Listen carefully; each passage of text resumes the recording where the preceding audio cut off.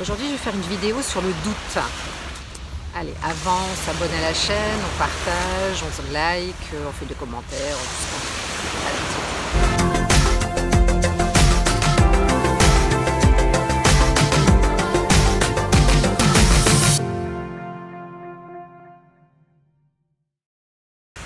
Comment réagis-tu par rapport au doute? Est-ce que déjà tu es régulièrement habité par le doute ou pas? Est-ce que tu le laisses entrer dans ta vie quand en fait il vient, ou est-ce que justement tu vas plutôt le chasser pour le faire partir au plus vite? En fait, il faut vraiment réagir dès que le doute se présente, parce que le doute, ce n'est jamais bon. Ça te déstabilise et il faut vraiment en fait contrer ça. Comment on peut faire pour justement chasser ce doute quand il arrive? Déjà on se pose et on respire. On respire, on prend du recul et on fait de la cohérence cardiaque. Ça c'est un très très bon moyen justement pour chasser le doute dès qu'il se pose. La cohérence cardiaque, je rappelle, si on veut se calmer, en fait c'est on inspire 5 secondes, on expire 5 secondes et on fait ça en continu pendant 5 minutes.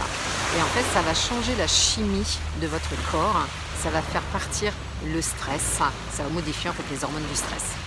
Donc du coup on apprend plus de recul en fait pour chasser le doute. Des fois en fait si on est en doute, c'est parce qu'on n'a pas forcément la bonne vision en fait sur son sujet. Donc il faut en fait se poser, pareil, bien déterminer quelle est ta vision, qu'est-ce que tu veux, et à ce moment-là ça va avancer vers ton projet de façon plus sûre, parce que tu sais où tu vas. Une autre façon en fait d'être dans le doute, c'est parce que souvent on n'est pas aligné avec soi, avec ses valeurs. Donc quand on n'est pas aligné en fait avec ses valeurs, forcément on n'est pas sûr de soi, ça n'avance pas, voilà, parce qu'on est tout le temps dans le doute. Donc j'ai mes cheveux qui me chatouillent. Donc c'est pour ça que être bien aligné avec ce que tu fais, avec ce que tu proposes à ta communauté, avec ce que tu vends, avec ce que tu veux faire. Voilà. Ensuite,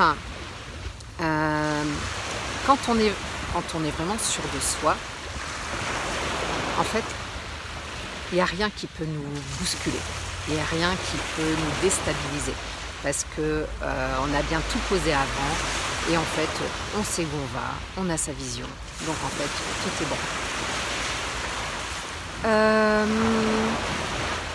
Des fois, quand on est dans le doute, c'est parce que aussi, on écoute trop les personnes qui nous entourent.